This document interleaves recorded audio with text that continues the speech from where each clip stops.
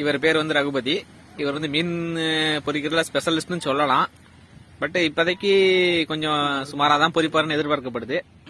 இவர் பேர் லோகநாதன். இப்போதைக்கு பார்த்தா மீன் மட்டும் தான் சாப்பிடுவாருன்னு நினைக்கிறேன், பொரிக்கிற மாதிரி தெரியல.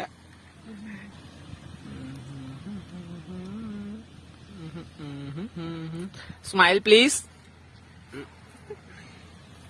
போதுமா உங்களுக்கு? சோறு வேணுமா?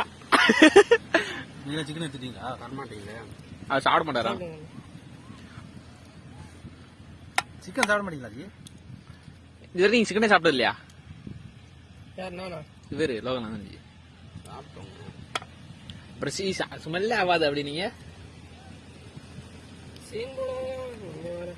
இது வந்து நாங்க பண்ண தந்தூரி, நல்லா வெந்திருக்கு.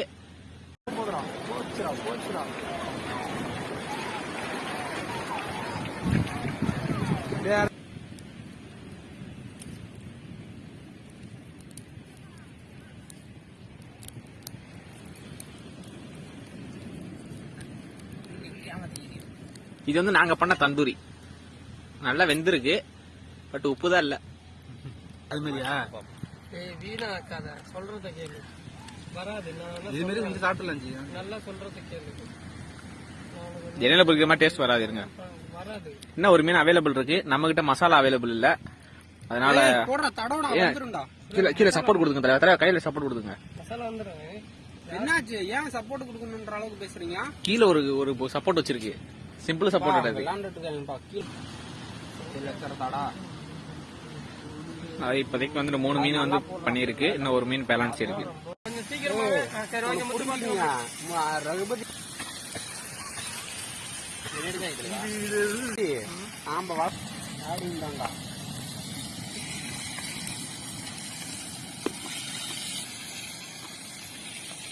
இருங்க, மொத்த பெப்பர் போட்டு தரேன்.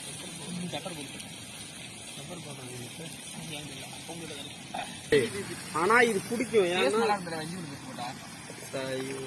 அடி பிடிக்கும். அதுக்கு இஞ்சி பூண்டு போட்டோ எடுக்கலாம். பான் பவுடர் இருக்குல்ல, அது போடணும். வேற மாதிரி மீன். இத இப்ப என்ன பண்ணணும், இதை எடுத்துட்டு பெப்பர் தூவி விடணும். அதுக்குதான் பெப்பர் தலைவர் திங்கலம் தானுங்கோ ஜி. அதெல்லாம் மேல இருக்குதான் ஜி டேஸ்ட். நல்லா இருக்காது. அதை எடுங்க. ஆனா வெங்காயம் இருந்தா அப்படியே மேல கொஞ்சோண்டு வெங்காயத்தை வச்சிருந்தா இருக்கும்.